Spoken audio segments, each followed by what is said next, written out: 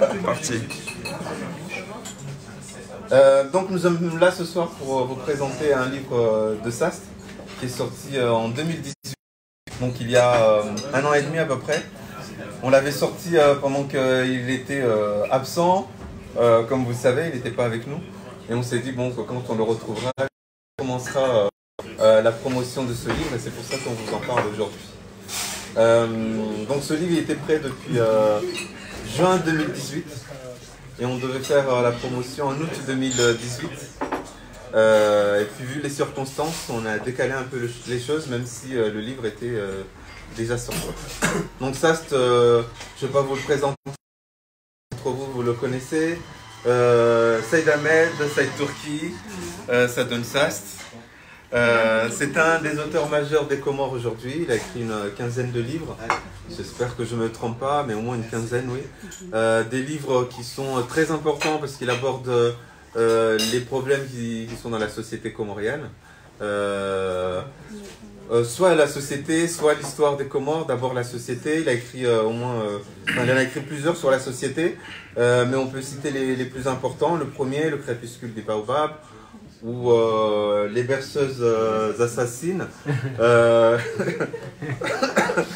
Les berceuses assassines. Donc c'est 2001 pour le crépuscule des baobabs. C'est sorti aux éditions Comédite. Et les berceuses assassines, c'est en 2011. Je pars sous son contrôle. 2007, c'est ça, 2007.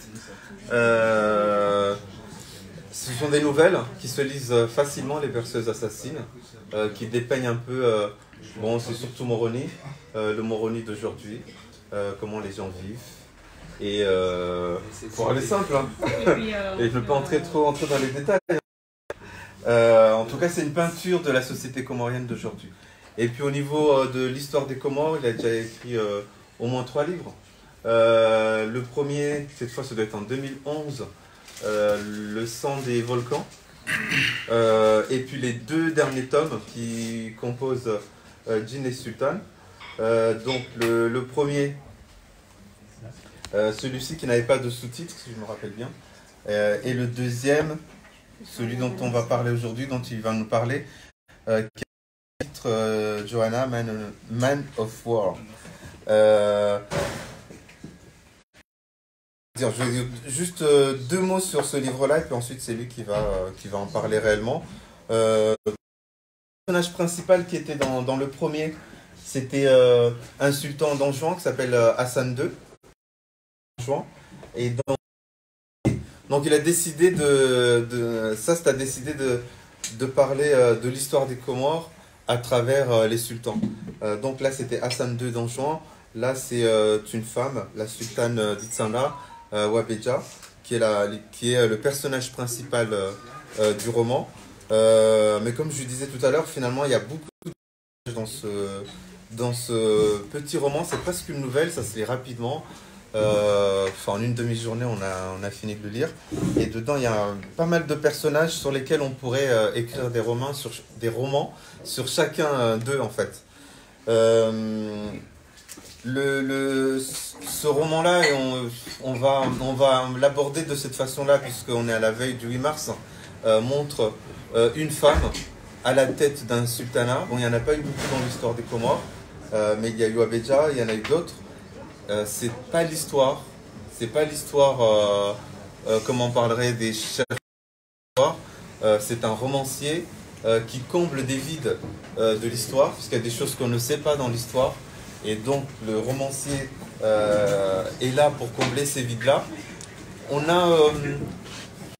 a ça un peu dans l'histoire d'aujourd'hui, parce qu'on nous recommande aussi par exemple sur l'histoire du Moyen-Âge, quand il n'y a rien, on n'a rien, et il faut essayer de deviner, de savoir un peu ce qui s'est passé entre les interstices de l'histoire. Il se passe plein de choses là autour de moi. Ah, d'accord. Problème réglé. Donc à propos de cette femme qui est sultane de l'Itsanda, on pourrait se poser beaucoup de questions. Comment une femme arrive à la tête d'un sultanat à cette époque-là? Est-ce qu'elle est acceptée par les hommes? Est-ce qu'elle agit autrement que les hommes? Est-ce qu'elle a une action qui est différente de ce que les sultans, qu'est-ce que les femmes ont eu, comment dire, de particulier dans leur façon de régner aux Comores. Ce sont des questions, je ne sais pas si tu vas aborder ces questions-là, mais ce sont des questions qu'on peut se poser sur les quelques femmes qui ont eu à gérer des sultanats à l'époque. Voilà. Merci. Ok, merci à tous, merci à toutes. Et puis, salam alaikum. Watmoufou, poésie, on dit, Nédio. Merci encore une fois, avant de commencer, je vais dire un grand merci. Si je suis là aujourd'hui, c'est parce que vous êtes tous mobilisés grandement et volontairement pour que je passe sous de meilleurs auspices, pour que je sois libéré. Donc, je suis là parmi vous, merci. Surtout à Amir, enfin à toutes, Soué, Mahmoud, Lozine et Dr Jimmy, puis tout le monde là. Hein? Ceux qui sont là, ceux qui ne sont pas là, merci encore une fois. Rapidement, pour aller dans le projet Gilet Sultan, c'est beaucoup plus un défi, un challenge. Je me suis lancé dans l'écriture, ça fait, comme Mahmoud l'a bien expliqué, ça fait un peu plus voilà, 20 ans. Et j'ai commencé à écrire depuis longtemps. Ma période de publication, c'est en 2001 avec les des Baobab. Et là, je fais du roman contemporain comme tout le monde. Je fais des nouvelles, je fais du théâtre. Enfin, j'écris des pièces de théâtre et tout. Je suis un dramaturge aussi. Mais le roman historique représente un enjeu beaucoup plus important pour moi, doublement, parce que de un, comme on sait que l'histoire des Comores n'est pas très bien connue, il y a des historiens là aujourd'hui, par exemple Mahmoud Ibrahim, d'autres aujourd'hui, qui essayent de creuser un peu plus l'histoire de l'archipel pour savoir ce qui s'est passé dans les siècles passés et d'appliquer sur l'histoire contemporaine, les premières élites de la période coloniale jusqu'à aujourd'hui. L'histoire ancienne pour le passé très ancien, il y a eu des ouvrages de Vérin, fournir des éléments sur les faits antérieurs pour connaître notre passé. Mais l'originalité dans le roman historique, c'est que ça permet aux romanciers, moi en l'occurrence, de développer une intrigue, de développer une histoire, de créer une trame, un schéma narratif à partir de faits réels qui ont existé. Donc j'insère l'histoire que je raconte dans un substrat, un background historique qui est là, qui existe et qu'on connaît, qui est véridique. Et là, pour nous, aujourd'hui, historiens comme romanciers, quand on travaille sur l'histoire ancienne là, des Comores, c'est que, contrairement à ce qui se passe ici, par exemple, en France, ou un peu partout, c'est que à l'origine du roman historique, dans le 19e siècle, les écrivains qui sont lancés dans cette aventure, ils avaient une matière mais vraiment bien ficelée. Parce que quand ils parlaient de Catherine de Médicis, quand ils parlaient de François Ier, ils avaient des tableaux, des peintures de François Ier, ils savaient comment il ressemblait, à quoi il ressemblait. Donc ils savaient un peu sur les archives ce qu'ils faisaient, ainsi de suite. Alors que chez nous, il n'y a rien. Quand on parle de Wabedja, on parle de la reine Halima, on parle de Sultan Intel, Safoumou, à part ceux qui sont là vraiment vers la fin, au moment de la colonisation française, anciennement, on ne connaît rien de nos sultans, on ne sait pas quoi ils faisaient, ce qu'ils faisaient, c'était quoi leur tempérament, ainsi de suite. Donc là où la difficulté est très ardue pour nous, c'est qu'on essaie d'imaginer, quand on apprend que Wabedja c'était quelqu'un de ci, de ça, donc je l'imagine, moi, c'est des suppositions, des hypothèses, je dis bon, quelqu'un qui était à fond dans la religion, qui était à fond et dans les responsabilités qui étaient les siennes là, comme sultan, c'était l'une des toutes premières au niveau de la Grande Comore. À nos connaissances, jusqu'à aujourd'hui, on n'a pas connu de sultan en Grande Comore. Par contre, en juin, il y en a eu pas mal d'autres. Bien avant, il y a eu Mwanao, qui est la mère de la Halima, qui est dedans. Donc là, dans l'histoire, là, je parle de Halima et de Wabedja en même temps. Et ils ont régné, je ne sais pas exactement, c'est des approximations, mais pendant la même période, quoi, fin 17e, début 18e. Combien d'années? On n'en sait pas trop pour Aliba. Par contre, pour Abidjan, on sait qu'il a régné à un moment. Quand ses fils étaient en âge de régner, il a laissé le pouvoir. Les enfants ont régné successivement, le premier, le deuxième, le troisième. Quand ils sont décédés, il est retourné au pouvoir, encore une fois. Il a régné longtemps, jusqu'à ce que son petit-fils ait 12 ans, atteigne l'âge de 12 ans, pour qu'il abdique pour lui donner, confier le pouvoir là, de Isandra. Par contre, sous la reine d'Anjouan, on ne sait pas trop comment, enfin moi à ma connaissance, je ne sais pas comment il a accédé au pouvoir. Si ce n'est que, par exemple, peut-être que ses frères étaient peut-être partis en voyage, peut-être partis, on ne sait pas trop, mais ce qui est sûr, c'est que sa maman, elle avait régné, et elle, par la suite, elle a régné. Et il y a Alima aussi, qui était la première. Alima, elle, c'est la deuxième. Alima El-Maseli, c'est la première El-Maseli qui a régné, enfin le premier El-Maseli, si on peut appeler ça comme ça, dans l'histoire des Comores. Et on a vu la dynastie El-Maseli jusqu'au dernier sultan, les deux derniers sultans d'Anjouan et de la Grande Comore, qui étaient des demi-frères. Et donc c'était ça qu'il fallait essayer de travailler. Mais moi, par exemple, pour combler un peu ces trous, ces vides, j'ai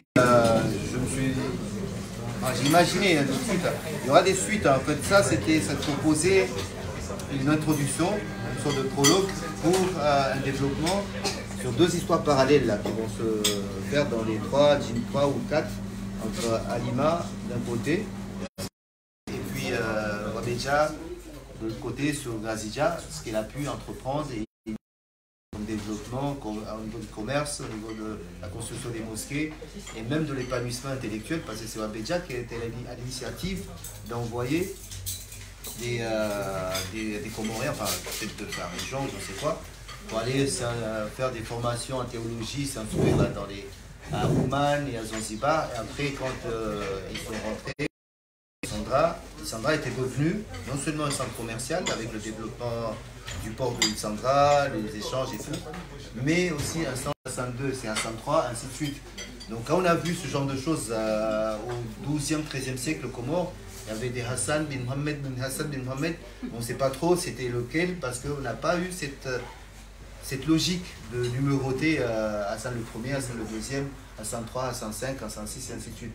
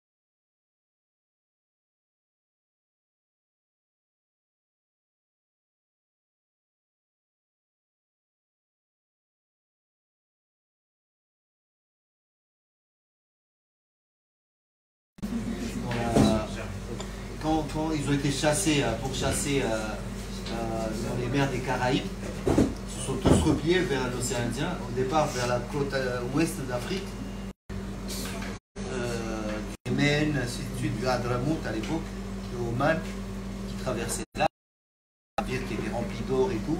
Donc c'était du pain béni pour les pirates. Ils se sont donnés à la piraterie dans le coin et ils se réfugiaient régulièrement à Madagascar, à La Réunion et à Anjouan. Beaucoup plus qu'à la Grande Comore et à Montpellier, à Mayotte. Donc par la suite, à Anjouan, on a eu un croisement. Ça a été développé par Daniel Vaxelaire, qui est de La Réunion, qui a montré, là, comme parlait de République, déjà, c'était quelque chose d'un peu compliqué, parce qu'on était tous, enfin, à l'époque, tout le monde était sous l'emprise des rois. C'était des royaumes un peu partout dans le monde entier. Il n'y a pas eu de République, c'était des... Et d'ailleurs, pas mal de gens disent que c'est les frères de la côte, enfin les pirates, comme on les appelait, qui ont développé cette idée, parce que quand ils étaient dans le bateau, le capitaine, c'était pas, le capitaine n'était pas parce que voilà, il était là, mais c'est toujours un